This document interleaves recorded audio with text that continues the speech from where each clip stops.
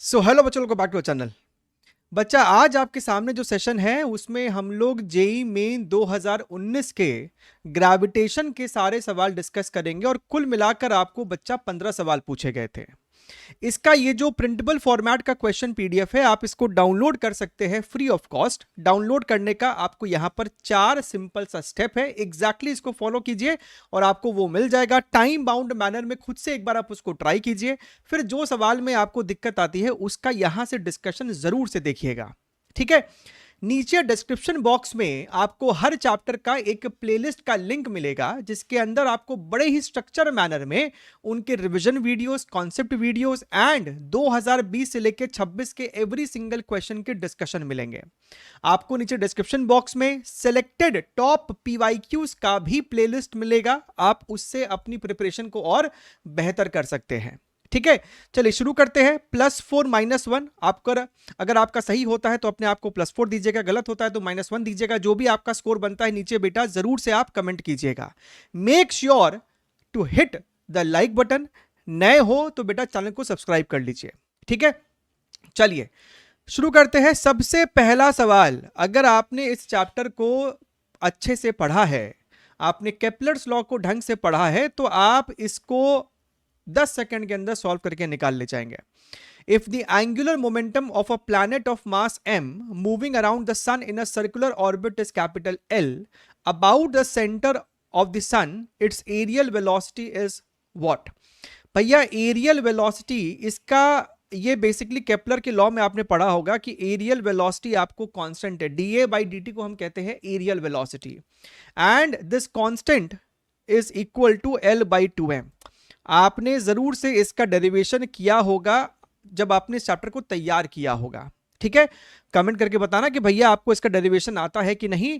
फिलहाल के लिए भैया ये रिलेशन आपको ध्यान में रहना चाहिए, तो आप यहां पर डायरेक्टली देख सकते हैं option number C is going to be the correct answer over here, ठीक है।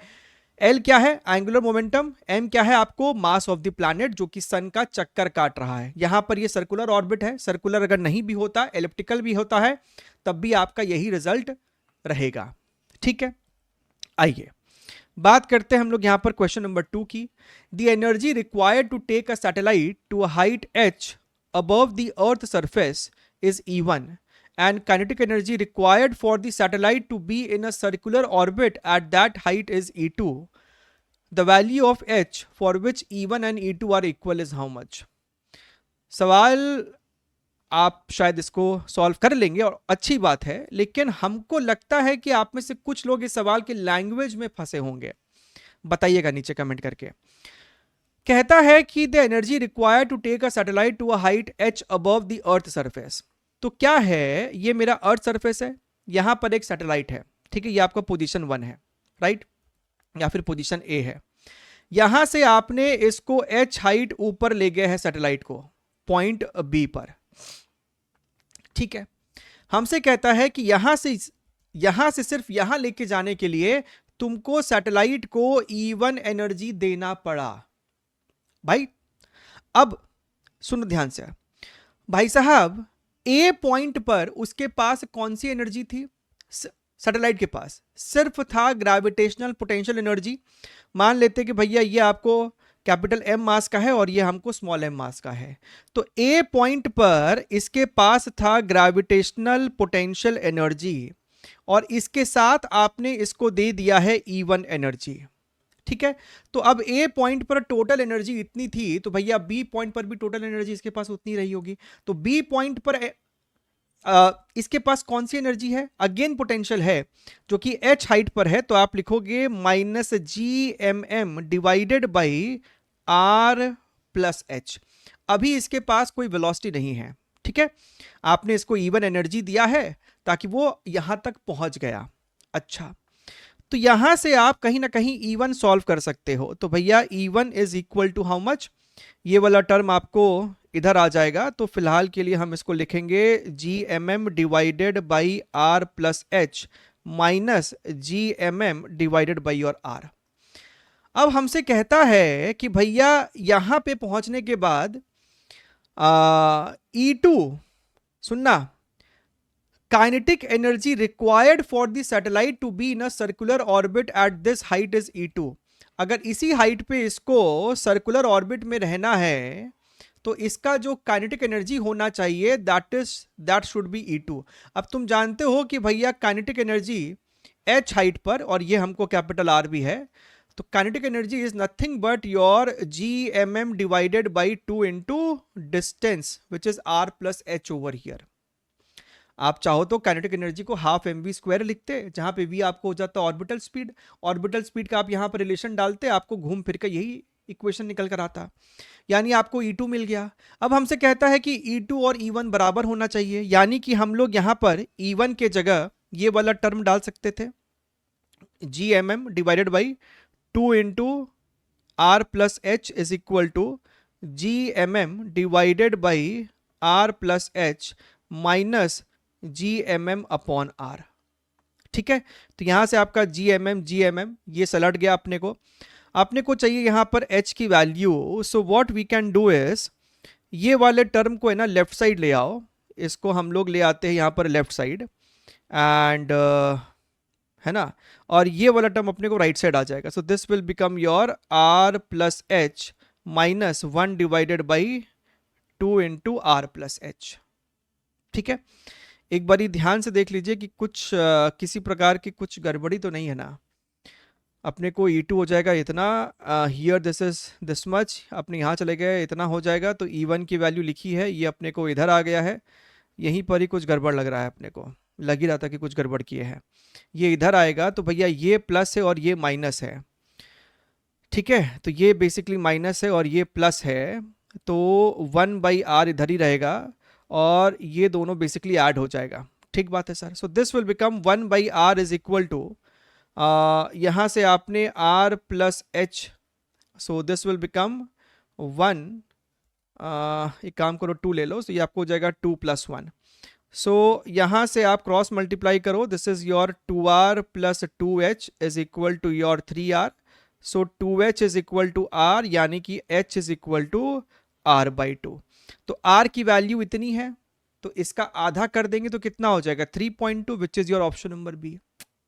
ठीक है, ध्यान रखिएगा यहां पर जिस प्रकार का कैलकुलेशन एरर ऑलमोस्ट होते होते बचा है, आप भी इस प्रकार के एरर से बचने का प्रयास कीजिएगा।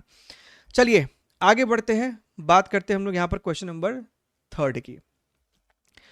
कहता है a satellite is moving with a constant speed v in a circular orbit around the earth. So ये अपने को अर्थ है और इसके चारों ओर इस प्रकार के ऑर्बिट में है। Satellite is moving with a constant speed v over here. ठीक बात है साहब। An object of mass m is ejected from the satellite such that it just escapes from the gravitational pull of the earth। ये आपको अगर distance r है तो ये ऑर्बिटल स्पीड कितना होता है, that is your under root of, इसका मास अगर m है, so under root of gm by small r। ठीक है, this is your orbital speed, right. अच्छा, यहां से इसमें से आपको एक ऑब्जेक्ट m मास का इजेक्ट हुआ है और वो उतने वेलोसिटी से इजेक्ट हुआ है, मतलब इजेक्शन के बाद उसके पास जो वेलोसिटी है वो इतनी है कि it just escapes the gravitational pull of the earth. यानी कि जो भी मास यहां से निकला होगा वो एस्केप वेलोसिटी होगा उसके पास। Escape velocity is under root of gm divided by small r, यानी कि √2 times the orbital speed, √2 times the orbital speed. ठीक बात है sir. At the time of ejection the kinetic energy of the object is how much. तो at the time of ejection kinetic energy of the object is, object का mass m है, उसका velocity इतना है, तो इसका स्क्वायर कर देंगे तो भैया 2v²। तो यहां से अपने को बच रहा है mv², which is your option number B. ठीक है, गुड इनफ। चलिए और क्या है देखिए, कहता है कि भाई साहब आपके पास 2 स्टार्स ऑफ मासेस इतना ईच एंड एट डिस्टेंस इतना rotate in a plane about their common centre of mass. So क्योंकि दोनों मासेस आइडेंटिकल है तो उनका जो कॉमन सेंटर ऑफ मास होगा वो उनके मिड पॉइंट पर होगा, लाइन ज्वाइनिंग के मिड पॉइंट पर होगा। आपके पास यहां पर एक मास है, आपके पास यहां पर एक मास है, दोनों मास आइडेंटिकल है, तो सेंटर ऑफ मास जो होगा वो सर्कल के सेंटर पर ही दिख रहा है यहां पर, राइट। एंड अब मीटेरॉइड, अब सुनना, ये दोनों मासेस बेसिकली आपको चक्कर काट रहे होंगे, बाइनरी स्टार सिस्टम समझ लो, एक ऐसे जा रहा होगा तो आपको एक ऐसे जा रहा होगा, घूम रहा अपना गोल गोल ये लोग, ठीक है। अब मीटेरॉइड पासेस थ्रू ओ यहां पर कौन सा पॉइंट है, बेसिकली यही पॉइंट, सेंटर को ये लोग ओ बोल रहे हैं। अब meteoroid passes through O moving perpendicular to the stars rotational plane, ठीक है। मतलब कि ये अगर मेरे को रोटेशनल प्लेन है, अगर हम इसका डायग्राम ऐसे बना दें, ये आपको रोटेशनल प्लेन है, तो परपेंडिकुलर टू द प्लेन ऐसे ट्रैवल कर रहा होगा। In order to escape from the gravitational field of this double star, the minimum speed that the meteoroid should have at O is how much? So basically what would you want? कि meteoroid के पास, जो भी आपका meteoroid है उसका mass capital M मान लीजिए, तो meteoroid के पास O पॉइंट पर कुछ वेलोसिटी होनी चाहिए, let us call it as v1। तो हमसे पूछ रहा है कि मिनिमम स्पीड क्या होनी चाहिए ताकि वो इस डबल स्टार सिस्टम को एस्केप कर जाए, ठीक है। सो एट ओ इस मीटेरॉइड का एनर्जी कितना है, सबसे पहले आप लिखोगे ग्रेविटेशनल, इसके और इसके बीच में होगा gravitational energy minus G M M divided by R, R यहां पे हम लोग रेडियस को कह रहे हैं, और इसके बीच में भी होगा और वो भी सेम होगा, तो क्यों नहीं इसको आप डबल कर दो, plus half m v1 square, right. तो इस मीटेरॉइड के पास ओ पॉइंट पर इतना टोटल एनर्जी है, और हम चाहते हैं कि भैया ये आपको मीटेरॉइड एस्केप कर जाए, और जस्ट एस्केप करे, तो इन्फिनिटी पे पहुंचने के बाद मीटेरॉइड का what would be potential energy, 0, और हम चाहते हैं कि जस्ट एस्केप किया है, यानी कि इन्फिनिटी तक पहुंचते पहुंचते उसकी स्पीड 0 हो जाए, तो काइनेटिक एनर्जी भी 0 है। सो बेसिकली हमको इसको सॉल्व करना है, ठीक है। तो आप अगर ध्यान से देखो तो m और m भी हमको यहां से उड़ जाएगा, सो आपको जो v1 आ रहा है ना, that is equal to 2 under root of G M divided by R, ठीक है। So 2 under root of, now look here carefully, g की वैल्यू कितनी है, this is your 6.67 10 to the power -11, 2 stars of mass इतना, which is your 3 into 10 to the power 31 divided by R, ये हमको है distance between them, तो R हो जाएगा इसका आधा, यानी सिर्फ 10 टू द पावर 11, ठीक है। अच्छा, अब देखिए, तो भाई साहब अगर हम ध्यान से देखें तो ये वाला इसको मारेगा तो आपके पास बचेगा 10 टू द पावर 20, और ये वाला इसको वापस से मारेगा तो बचेगा 10 to the power 9।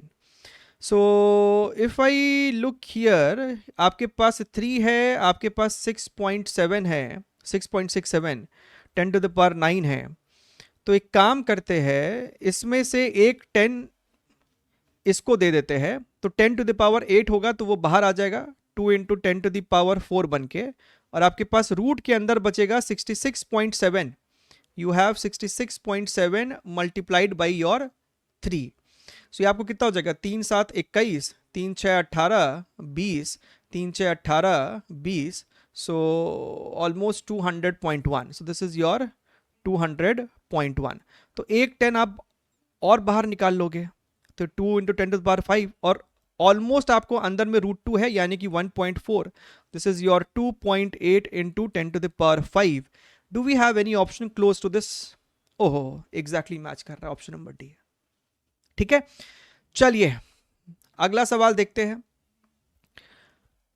Next question, question number 5। A satellite is revolving in a circular orbit at a height h from the earth surface। बताइए, ये आपको धरती माँ है और हमारा जो सैटेलाइट है वो h हाइट पे है, ठीक है। डायग्राम में हम ये हाइट को ज़्यादा ही दिखा दिए है, लेकिन सवाल में दे रहा है कि h जो है वो r से बहुत छोटा है, ये मेरे को r है, so h is very very close, मतलब h is very very small compare to r, यानी कि जो ऑब्जेक्ट वो ऑलमोस्ट अर्थ के सरफेस के क्लोज है। Assuming that the effect of Earth's atmosphere can be neglected, the minimum increase in the speed required so that satellite could escape from the gravitational field of Earth. अभी ये इस orbit में चक्कर काट रहा है, तो इसका ऑर्बिटल स्पीड हो जाएगा अंडर रूट ऑफ जीएम, ये मास हो गया, GM upon R plus H.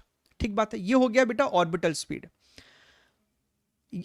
इसी हाइट पर अगर मुझे इसको एस्केप कराना होता तो एस्केप वेलोसिटी हो जाती है आपको under root of 2gm divided by R plus H, यानी कि आपका जो एस्केप वेलोसिटी है वो √2 टाइम्स बाकी बचा हुआ चीज है जो कि ऑर्बिटल के बराबर है, √2 times orbital.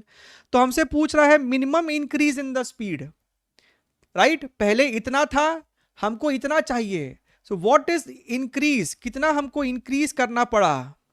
That is your escape minus orbital. Escape velocity is √2 into v naught minus v naught, तो वी नॉट कॉमन ले लिया, so this is your √2 minus 1। So v naught की वैल्यू आपको यहां पर है बेटा under root of GM R plus H √2 minus 1। अब सभी ऑप्शंस आपको है ना समझा देंगे कि आपको किस प्रकार का अप्रोक्सीमेशन लेना चाहिए, क्योंकि हमारा एच आर के सामने बहुत बहुत बहुत बहुत बहुत ज्यादा छोटा है और मुझे स्मॉल जी के टर्म्स में आंसर चाहिए। Small g is basically gravity on the surface of earth, ऐसा कुछ लिखा है क्या कहीं पर?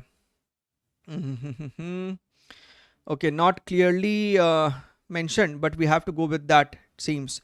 सो जीएम अपॉन आर स्क्वायर, तो h अगर बहुत ज्यादा छोटा है मेरे को कैपिटल R के सामने, you are neglecting capital small h over here, तो आपके पास ये बचेगा gm अपॉन r, आपने अपने मन से r से मल्टीप्लाई और डिवाइड किया है, राइट? अब gm बाई आर स्क्वायर मेरे को स्मॉल g के बराबर है, तो ये हो जाएगा अंडर रूट gr और ये हो जाएगा आपको √2 minus 1 and this will give you option number D as the correct one. ठीक है, बढ़िया है। चलिए और देखते हैं। वाह, बढ़िया सवाल है। A straight rod of length L extends from x equals to a to x equals to L plus a. The gravitational force it exerts on a point mass m at x equals to 0. और जो आपका rod है ना वो non uniform mass distribution है, that is also interesting. तो इस प्रकार का सिचुएशन है मेरे पास यहाँ पर, है ना, और ये अपने को रॉड है, ये अपने को रॉड हो गया। ठीक है, ये अपना ओरिजिन है, this is x equals to 0, this is x equals to a, this is x equals to L plus a। ठीक है, इस और यहां पर ओरिजिन पे एक मास m रखा हुआ है, इसका जो मास पर यूनिट लेंथ है लैम्डा वो हमको दिया हुआ है a प्लस बी एक्स का स्क्वायर। तो बताइए ये रॉड इस मास पे कितना फोर्स लगा रहा है? ठीक बात है, या फिर ये मास इस रॉड पे कितना फोर्स लगा रहा है, vice versa. So if I look here very very careful, you have to go for calculus. आपको इस पे है ना एक छोटा सा एलिमेंट लेना होगा। तो हम क्या कह रहे हैं ना, यहां से ओरिजिन से x पे जाके dx विड्थ का एक छोटा सा एलिमेंट लो और इस छोटे से एलिमेंट का छोटा सा मास लिखो। क्या हो जाएगा मास? Mass is mass per unit length into that छोटा सा length, and mass per unit length at x distances a plus bx का स्क्वायर टाइम्स योर dx।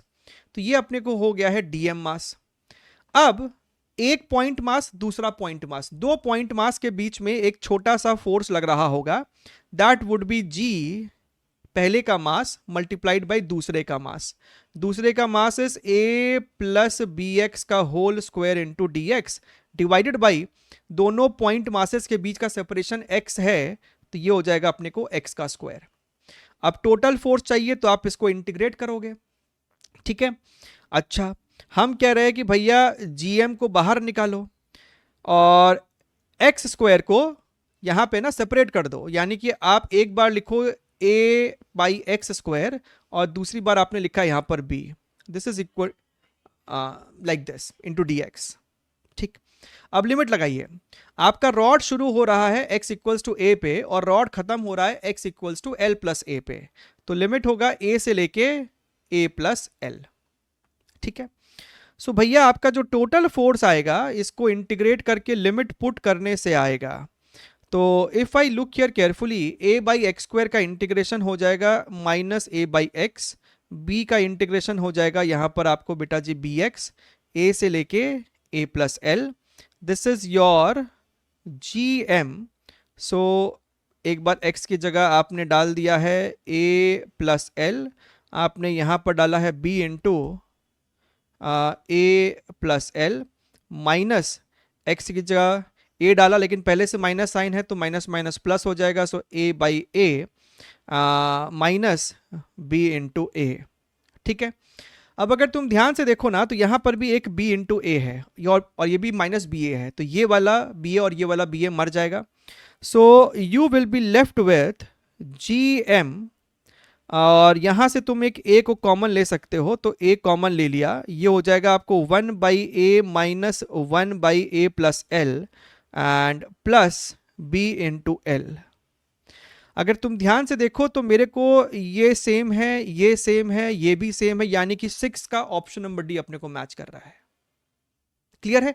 शांति से करोगे, पेशेंटली करोगे, मैच होगा, और ये कोई बहुत नया वैरायटी नहीं है, आपको बाद में भी बड़े सारे सवालों में देखने के लिए मिल जाएगा। A satellite of mass m is in a circular orbit of radius r about the center of earth। अच्छा, देखिए ये अपना अर्थ है और ये अपने को ऑर्बिट है। ठीक है, कैपिटल आर हमको रेडियस है इस ऑर्बिट का, है ना, तो यहां से अगर तुम देखोगे तो ये ऐसा बना दो, कैपिटल आर रेडियस। ठीक है, a satellite of mass m is in a circular orbit, तो ये हमको सैटेलाइट है m मास का और ये ऐसे घूम रहा है, ऑर्बिटल स्पीड होगा इसके पास यकीनन, which is your under root gm by r. A meteoroid of same mass falling towards the earth collide with the satellite completely inelastically. The speed of satellite and the meteoroid are the same just before the collision. ठीक बात है sir. The subsequent motion of the combined body will be how much? अच्छा देखिएगा, so basically हमसे कहता है कि एक मीटरॉइड था जो कि अर्थ के तरफ आ रहा है और इससे टकराता है, राइट। अच्छा, अब अर्थ के तरफ आ रहा है, ये रहा आपका मीटरॉइड और इसका मास भी हमको कहता है कि m है, और जस्ट बिफोर कोलिजन मीटरॉइड का जो वेलोसिटी है ना वो इस वाले सैटेलाइट के वेलोसिटी के बराबर ही है, यानी इसका वेलोसिटी भी बेटा आपको v0 ही है।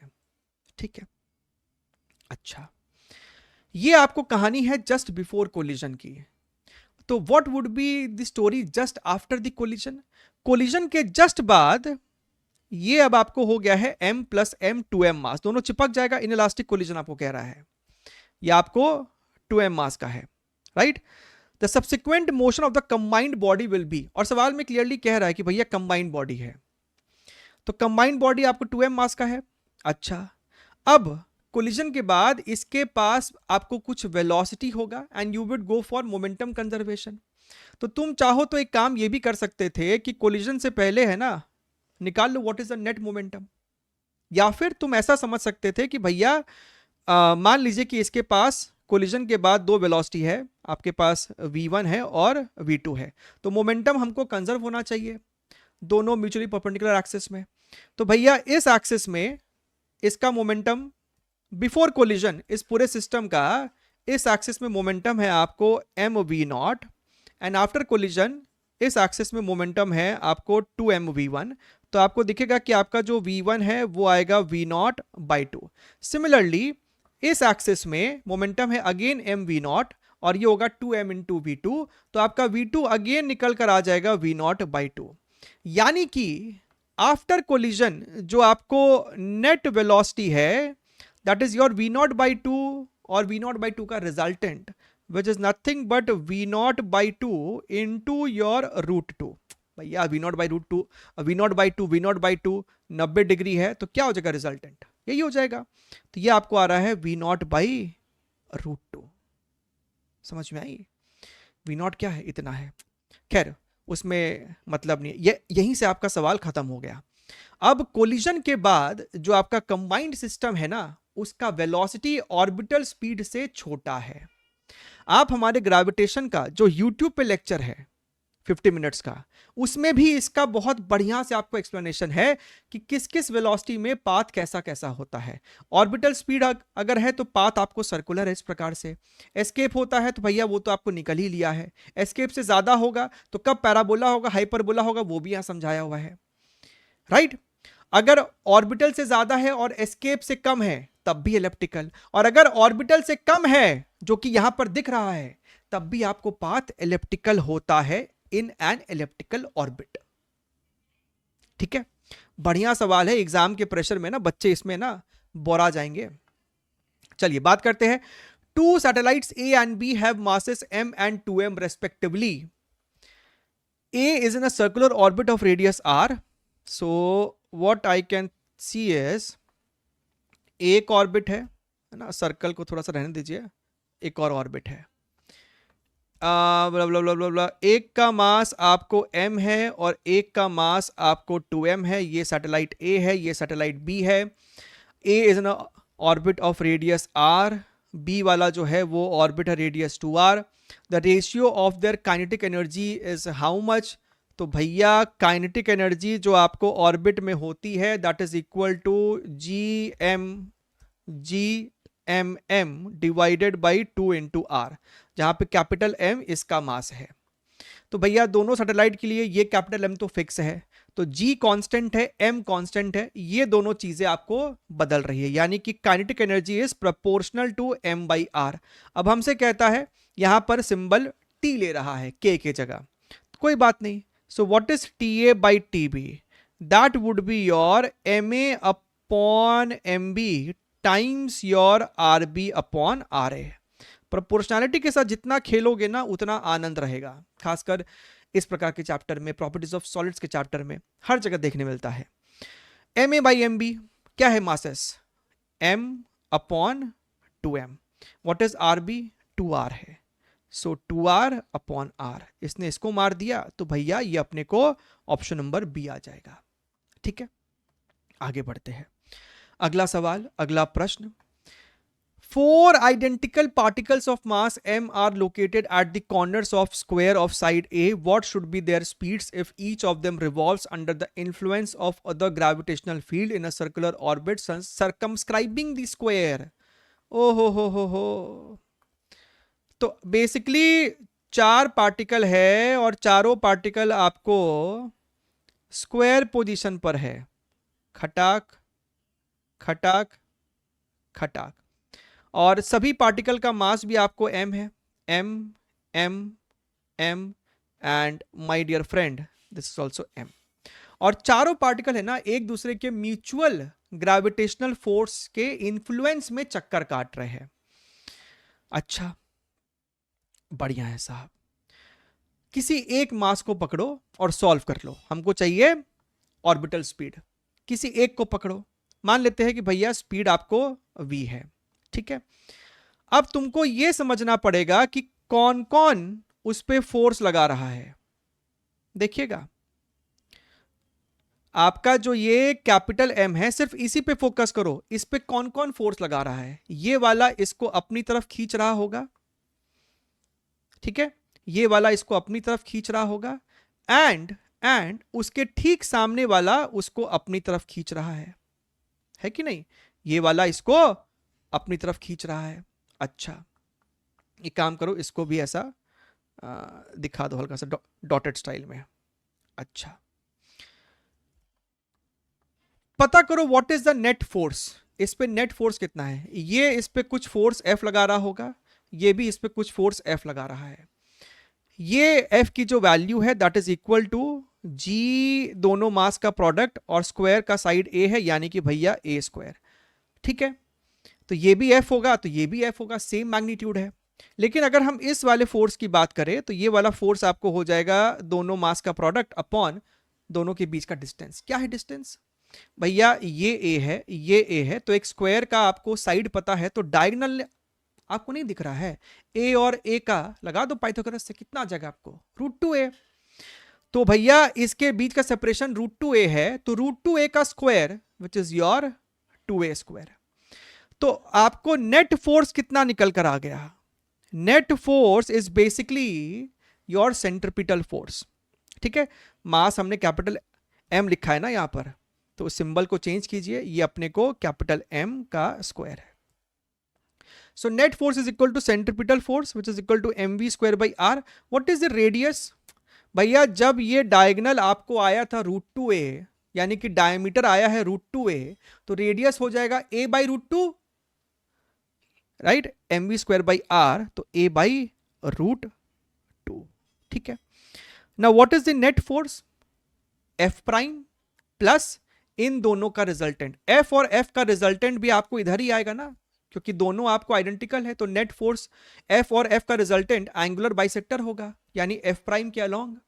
एंड व्हाट इज F और F का रिजल्टेंट? √2f। सो √2 और F की वैल्यू है आपको यहां पर gm square upon a square plus F prime. F prime की वैल्यू आपको यहां पर है gm का स्क्वायर अपॉन 2a का square. This should be equal to your √2 mv का स्क्वायर अपॉन योर a। इसको सॉल्व करके अपने को v निकालना है। तो अपना m और a, m और a, m और a मर गया। हम कह रहे हैं कि इस दोनों तरफ √2 से डिवाइड कर दो, तो ये √2 मर जाएगा, ये √2 मर जाएगा, लेकिन नीचे में यहां पर एक √2 जन्म ले लेगा। ठीक बात है। अब हम कह रहे हैं कि इस डायग्राम को मिटाओ, क्योंकि इसका काम खत्म हो गया है। Now you only need to do the calculation. So left hand side में अपने पास gm/a कॉमन है, सो gm/a कॉमन अपने निकाल लिए, और यहां पर अपने पास 1 है, यहां पर अपने पास है डिवाइडेड बाई 1/2 √2, और ये अपने को हो जाएगा v का स्क्वायर। ठीक है, देखो gm/a तो हमको चाहिए ही, तो इसको मत डिस्टर्ब करना। सो दिस इज योर gm/a, और ये अपने को हो रहा है 1 + 1 डिवाइडेड बाई √2 कितना है? 1.4। सो this is your 2.8, this is your 2.8। तो यहां से अपने को v स्क्वायर निकल कर आ रहा है, आपने यहां पर एलसीएम लिया, सो 38/28 विच इज योर 19/14। ठीक कर रहे हैं ना? सो 19/14, this is your gm divided by a। So v की वैल्यू हो जाएगी √gm/a अंडर रूट ऑफ 19/14। अच्छा, ये क्या माजरा है? इसको सॉल्व कीजिए और देखते हैं क्या होता है। तो भाई साहब अगर हम इसको इसके साथ डिवाइड करें तो 1 पॉइंट आपके पास बचेगा कितना? 5, सो 50। तो 4 के साथ तो नहीं दे सकते, 3 के साथ देना पड़ेगा, 3।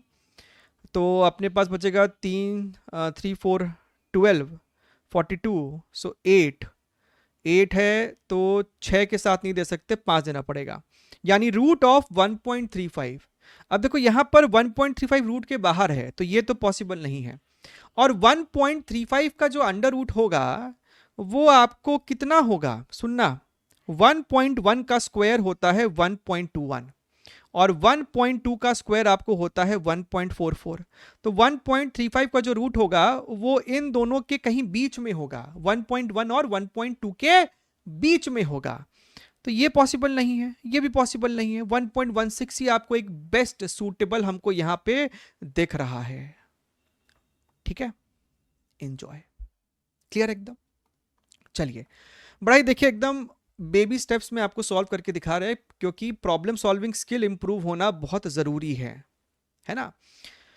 अ rocket has to be launched from earth in such a way that it never returns. So it should be given some escape energy. If E is the minimum energy delivered by the rocket launcher, what should be the minimum energy that the launcher should have if the same rocket is to be launched from the surface of the moon? उससे पहले कि हम लोग moon पर पहुंच जाए, पहले तो यहां का मैटर को रिजॉल्व कीजिए। देखिए, a rocket has to be launched, ये आपका रॉकेट है, ठीक है। If E is the minimum energy delivered by the rocket launcher, ताकि ये आपको जस्ट एस्केप कर जाए। सुनना, अभी इस सिचुएशन पे इसके पास कुछ एनर्जी है and that energy is how much, minus इसका मास स्मॉल m ले लो, और ये आपको प्लैनेट का मास है, इसको कैपिटल M ले लो, प्लैनेट का रेडियस r ले लो। So minus G mm divided by r, ठीक है। इतना इसके पास था, प्लस आपने इसको प्रोवाइड किया है some capital E energy, so that it just escapes. Escape कर गया मतलब इंफिनिटी पे पहुंच गया, इंफिनिटी पे इसके पास एनर्जी है पोटेंशियल जीरो, और जस्ट एस्केप कराया है मतलब काइनेटिक भी जीरो है। यानी कि जो E है that must be equal to G M m by r, जिसे आप बेसिकली बाइंडिंग एनर्जी भी कहते हो। अच्छा, G M m by r, m यहां पर उस रॉकेट का मास है, भले ही तुम इस रॉकेट को अर्थ पे रखो या मून पे लेके जाओ, एम आपका नहीं बदलेगा। तो m is constant for you, capital G is constant for you, ठीक है। अच्छा, मान लेते हैं कि भैया अर्थ का डेंसिटी रो है, तो आप यहां पर लिख सकते थे E G small m by r, capital M is equal to density into volume, so 4/3 pi r का क्यूब। तो यहां से हमको ये मरेगा, ये स्क्वायर आ जाएगा, यानी कि आप देख सकते हैं कि E is proportional to radius का स्क्वायर, राइट। क्यों सर हमने रो को भी कांस्टेंट मान लिया, सवाल में पढ़ो आगे। Assume that the density of the earth and moon are equal, तो दोनों प्लैनेट का डेंसिटी हम सेम ले रहे हैं, मतलब आपका जो E है बेसिकली आर स्क्वायर पे डिपेंड करने वाला है, ठीक है। अच्छा, moon are equal and that earth's volume is 64 times the volume of moon. हमसे कहता है कि भैया अर्थ का जो वॉल्यूम है that is 64 times the volume of moon। तो इस इक्वेशन के हिसाब से अपने को दिख रहा है कि radius of earth is 4 times of radius of moon, ठीक बात है सर। अब हमसे क्या पूछा गया है, हमसे पूछा गया what should be the minimum energy that the launcher should have if the same rocket is to be launched from the surface of the moon. So basically हमको चाहिए मून पे कितना एनर्जी चाहिए upon earth is equal to rm upon re का whole square. So we need this value, इसको उधर भेज दो। अर्थ पे एनर्जी हमको E ही था, सो E टाइम्स rm को rm ही छोड़ दो, और re को लिख सकते थे 4 टाइम्स rm स्क्वायर, ये आपको मर गया। So this turns out to be your 16। So do we have 16 in the option? Option number D जो है हमको यहां पर सही बैठ रहा है। क्लियर है? चलिए, बढ़िया सवाल है, एग्जाम के लायक सवाल है एकदम। अब ये अपना क्वेश्चन नंबर 11 है। क्या कहता है? A solid sphere of mass m and radius a is surrounded by a uniform concentric spherical shell of thickness 2a. Interesting. सबसे पहले हम लोग यहां पर एक सॉलिड स्फीयर बना लेते हैं, ठीक है। और ये स्फीयर आपको, ये हमने बनाया है शेल। अब समझिएगा, look here very very carefully, look here very very carefully. तो ये जो आप येलो वाला पोर्शन देख रहे हो ना यहां पर, ये पोर्शन, इसका थिकनेस हमसे कहता है कि 2a है, ठीक है। और ये आपको सॉलिड स्फीयर है, इसका रेडियस हमसे कहता है कि a है, और इसका मास m है, और यहां पर जो आपको मटेरियल है, यहां पर जो आपको मटेरियल है, इसका मास हमसे कहता है कि 2m है, और इसका थिकनेस हमसे कहता है, ये थिकनेस आपको 2a है। The gravitational field at a distance 3a from the centre will be how much.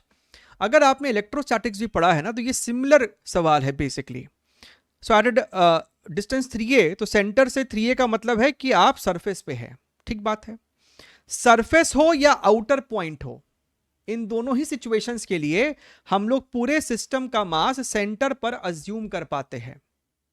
जिस प्रकार से इलेक्ट्रोस्टैटिक्स में भी आप स्फेरिकल कंडक्टेंस या फिर स्फेरिकल नॉन कंडक्टर्स में ये प्रॉपर्टी को डिड्यूस करते हैं after applying the Gauss law, यहां पर भी उसी प्रकार से अपने कर सकते हैं, ठीक है। तो इस पॉइंट पर जो आपको ग्रेविटी होगा उसको आप डायरेक्टली लिख सकते हैं यहाँ पर g into total mass which is your m plus 2m upon centre से distance which is your 3a। So 3a का स्क्वायर कितना हो जाएगा 9a स्क्वायर। ऊपर में आपको 3m है तो 3m ने 9 को मारा तो आपके पास बचेगा gm upon 3a square which is your option number C. ठीक है, तो भैया अगर मेरे सिस्टम के सरफेस पे है या फिर आउटर पॉइंट है तो you can assume the entire mass to be situated at the centre and then right the gravity, right. अच्छा, आ जाइए। A test particle is moving in a circular orbit in, ये आपको द है, in the gravitational field produced by mass density this much. तो भैया spherical mass distribution है लेकिन नॉन यूनिफॉर्म है। Identify the correct relation between the radius of the particle's orbit and its time period. So मुद्दे की बात यह है कि आपको इस प्रकार का स्फेरिकल मास डिस्ट्रीब्यूशन है और आपका एक test particle is moving in a circular orbit. ठीक बात है सर। मान लीजिए कि ये आपको सर्कुलर ऑर्बिट है और इस ऑर्बिट में आपका टेस्ट पार्टिकल घूम रहा है। इस ऑर्बिट में आपको वो घूम रहा है विद सम ऑर्बिटल स्पीड। समझिएगा, अब ऑर्बिटल स्पीड निकालने के लिए ना हमको चाहिए कि इस टेस्ट पार्टिकल पर इसका मास अगर m है तो इस पे कितना फोर्स लग रहा है। बेसिकली हमको ये चाहिए कि भैया इस सर्कल के सॉरी इस ऑर्बिट के अंदर आपको जो भी टोटल मास है, जो भी स्फेरिकल मास है, वो हमको चाहिए होगा क्योंकि वही आपको इसके ऊपर फोर्स लगा सकता है। ठीक है, अच्छा, लेकिन आपको मास डेंसिटी देखिए वेरिएबल है तो आप क्या करते हो उस केस में? आप उस केस में क्या करते हो? आप उस केस में x पे जाकर dx थिकनेस का एक पतला सा स्फेरिकल शेल ले लेते हो। आपने x पे जाके ये देखो dx थिकनेस का आपने एक स्फेरिकल शेल ले लिया। अब इस स्फेरिकल शेल का आपको एक छोटा सा मास हो जाएगा, that mass would be your density into इसका छोटा सा volume, and volume would be my dear friend 4 pi x square surface area into thickness. Now density is how much? x distance पे डेंसिटी कितना हो जाएगा? k upon x का square, r की जगह x डाल दो, so k upon x square, this is your 4 pi x square into dx। तो यहां से आपका x स्क्वायर से x स्क्वायर मर गया, यह हमको हो जाएगा 4 पाई k इंटू dx। ठीक बात है sir. So what would be the mass? Mass would B integral of this 4 pi k into dx। अपने को सपोज कीजिए कि ये r रेडियस का ऑर्बिट है तो आपको जाना है 0 से लेके r, तो इंटीग्रेट करोगे तो भैया 4 पाई k इंटू r आ जाएगा। अच्छा, अब आप इस पे लिखोगे भैया force is equal to m v nought square upon your r। ठीक है, और हम क्या कह रहे हैं ना, हम कह रहे हैं कि सेंट्रीपिटल फोर्स जो लिखना है ना वो v नॉट के टर्म्स में मत लिखो, आप उसको डायरेक्टली लिखो m omega square r। m omega square r क्यों लिखवा रहे हैं समझ में आएगा। और फोर्स जो लगेगा that is equal to G M upon r square into ये वाला भी मास करना पड़ेगा, तो 4 pi k into r is equal to m into r, और ओमेगा होता है 2 पाई बाई टी, यानी कि भैया 4 पाई स्क्वायर अपॉन टी का स्क्वायर। अब अगर तुम ध्यान से देखो तो भैया स्मॉल m से स्मॉल m मर जाएगा, एक r इस वाले r को मार देगा, 4 पाई स्क्वायर कांस्टेंट है, यहां पर भी 4 पाई k कांस्टेंट है, कैपिटल G कांस्टेंट है, मतलब t square is proportional to r का स्क्वायर, राइट। यानी कि भैया t by r is a constant. भैया इसको इधर ले आओगे तो t बाई आर बेसिकली आपको कांस्टेंट है, जो कि हमको यहां पर ऑप्शन नंबर ए में दिख रहा है। ठीक है, बढ़िया सवाल। चलिए आगे बढ़ते हैं, अगला सवाल देखते हैं हम लोग यहां पर, question number 13। The value of acceleration due to gravity at earth surface is 9.8। The altitude above its surface at which the acceleration due to gravity decreases to 4.9। अब बहुत भारी मात्रा में आपको g की वैल्यू चेंज हुई है, तो आप अप्रोक्सीमेशन वाला फॉर्मूला इस्तेमाल नहीं कर सकते हैं, G is equal to G naught 1 minus 2h/r, वो सब इस्तेमाल नहीं कर सकते हैं। आपको बेसिक इस्तेमाल करना पड़ेगा कि भैया किसी भी हाइट h पर आपको जो ग्रेविटी होता है that is r plus h का होल स्क्वायर। ठीक है, अब तुम चाहो तो अपने मन से आर स्क्वायर से मल्टीप्लाई और डिवाइड कर सकते हो। इससे हुआ क्या कि जो gm/r² है वो हो गया gravity on the surface of अर्थ, और तुम्हारे पास कुछ इस प्रकार का चीज आ गई। अब हमसे कहता है कि भैया h हाइट पर जो ग्रेविटी है ना वो 4.9 है, यानी कि 9.8 का आधा। भैया 9.8 क्या है, g0। सो आपका g क्या है, g0/2। This is your g0 into r square, r plus h का होल स्क्वायर। इसने इसको मार दिया, मल्टीप्लाई करो और रूट भी ले लो, तो √2r is equal to r plus h, यानी कि अपने को निकालना क्या था, एल्टीट्यूड, h निकालना है। So h is equal to r √2 minus 1। Now r is how much, 6.4 10 to the power 6, ये आपको हो जाएगा कितना, 1.41 माइनस 1, सो बेसिकली 0.414 समथिंग। तो इसी से अपने को काम चल जाना चाहिए।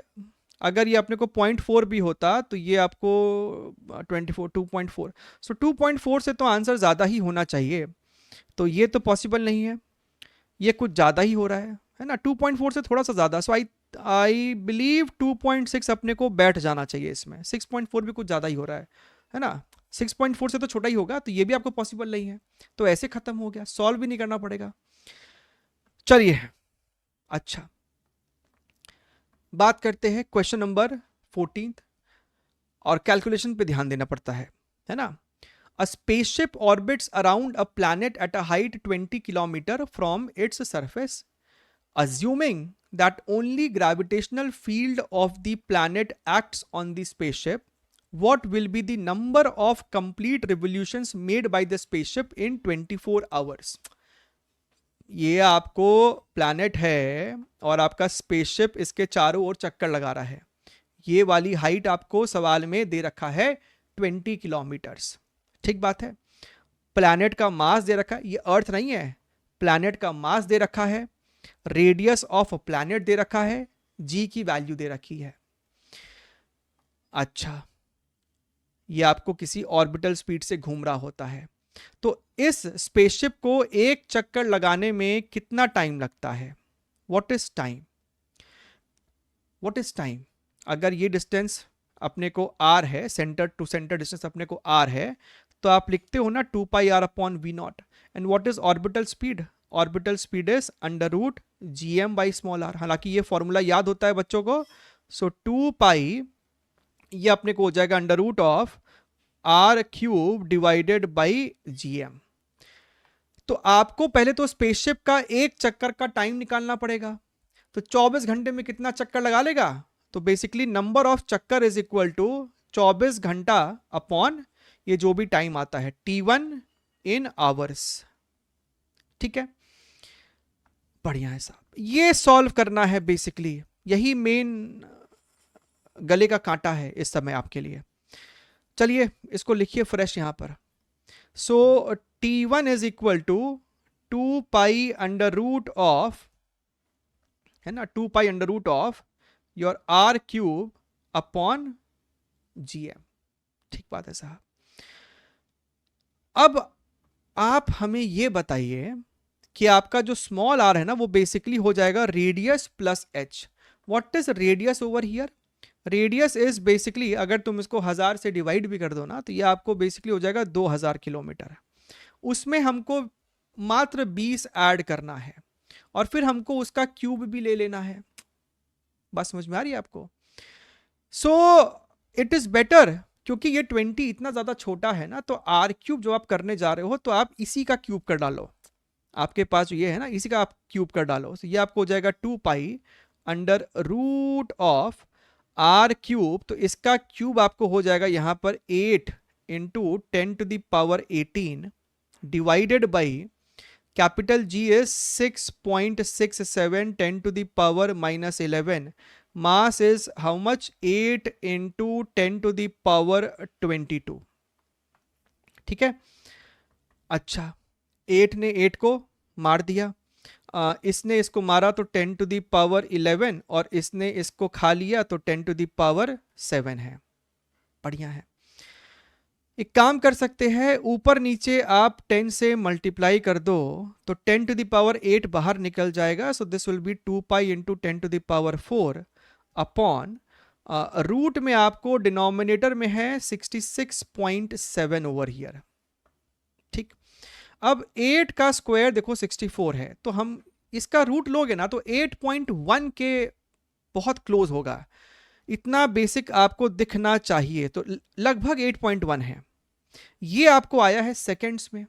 अच्छा, तो इसको आवर में कन्वर्ट करना है तो 60 इंटू 60, ये अब तुमको आया है आवर्स में। तो दोनों शून्य को खा जाओगे तो ये 100 हो जाएगा साहब। और ये पाई है, pi is 3.14 into 2 is 6.28, 6.28 into 100 is 628 divided by ये आपको हो जाएगा 36, this is your 8.1। So number of चक्कर is equal to 24 divided by this entire thing. So denominator में इतना है और न्यूमरेटर में है 36 इंटू 8.1। ठीक, तो भैया ये हमको हो जाएगा 4 1 आपको जाएगा, बचेगा 22, तो 4 5 20, 4 7 28, और इसको मारेंगे तो ये आपको रफली 2 के बराबर है।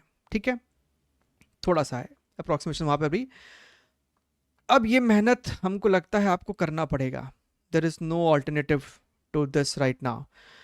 तो करते मेहनत।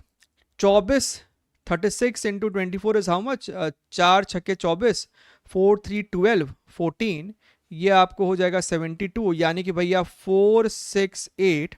अभी उसका भी डबल है तो ये आपको हो जाएगा 2 से मल्टीप्लाई करा, सो ये आपको हो जाएगा 8, 2 6 12 और 2 8 16, यानी कि 17 डिवाइडेड बाई 157 ओवर हियर। अब इन दोनों को आपस में डिवाइड करो तो भैया ये आपको जाएगा सबसे पहले तो 1 से, है ना, एक 1 देना पड़ेगा। हालांकि देखो दिख रहा है कि 10 से थोड़ा सा ज्यादा है ना, ये तो पॉसिबल नहीं है, और ये सारी ही आपको 10 से ज्यादा है। सबसे क्लोज जिसकी फीलिंग आ रही है ना वो 11 की फीलिंग आ रही है। एक बार ट्राई करके देखते हैं, अगर 157 को 11 से मल्टीप्लाई किया तो ये आपको हो जाएगा 157, ये आपको हो जाएगा 157, तो 7271 1727, ऊपर में 1728, यानी यही आपको सही जवाब है। ठीक है, क्लियर है, बढ़िया है। चलिए आज के सेशन के आखिरी सवाल की बात करते हैं। यहां तक पहुंच गए हो भैया तो बहुत बढ़िया बात है, hit the like button. The ratio of weights of body on the earth surface to that on the surface of a planet is 9:4। Wait जो होता है that is mass into gravity. ठीक बात है, और ग्रेविटी किसी भी प्लैनेट के सरफेस पे होता है gm, जो भी आपको प्लैनेट का मास है, सो gm अपॉन योर r का स्क्वायर। तो यही बेसिकली हमको वेट है। The mass of the planet is 1/9 of that of earth. Radius is of the earth, if r is the radius of earth, what is the radius of the planet? So basically तुमको दिखना चाहिए कि capital G इस सवाल में constant है, small m आपको same है, क्योंकि भैया मास तो आपको सेम ही होगा, सॉरी मास आपको कांस्टेंट नहीं है, तो क्या फिर कांस्टेंट है यहां पर? ये कौन है? अर्थ सरफेस इज इतना, the mass of planet is this much, the ratio of weight of the body. तो स्मॉल m आपको बॉडी का मास है, तो बॉडी का मास आपको सेम है ना, तो यहां पे आप लिखोगे कि W is proportional to capital M by R का स्क्वायर। तो यहां से अपने को दिख रहा है कि R is proportional to M by W का अंडर रूट।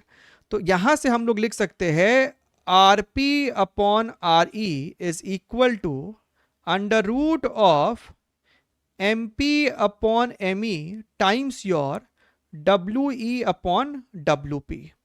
अच्छा अब देखो mass of planet, the mass of the planet is 1/9, तो mp is basically me by 9, right? And what is weight का ratio? The weight of the body on earth surface to that of surface of planet is 9:4, तो ये तो we by wp ही है, तो ये चुपचाप से 9/4 हो जाएगा। सो अगर हम ध्यान से देखें तो ये वाला 9 इसको मार देगा, me इसको मार देगा, यहां पर आपको आ जाएगा 1/2, यानी rp is equal to re/2 और re r के बराबर है। सो r/2 यानी कि option number D is the correct one. ठीक है, चलिए ध्यान रखिए, take care, wish all the very best and bye bye.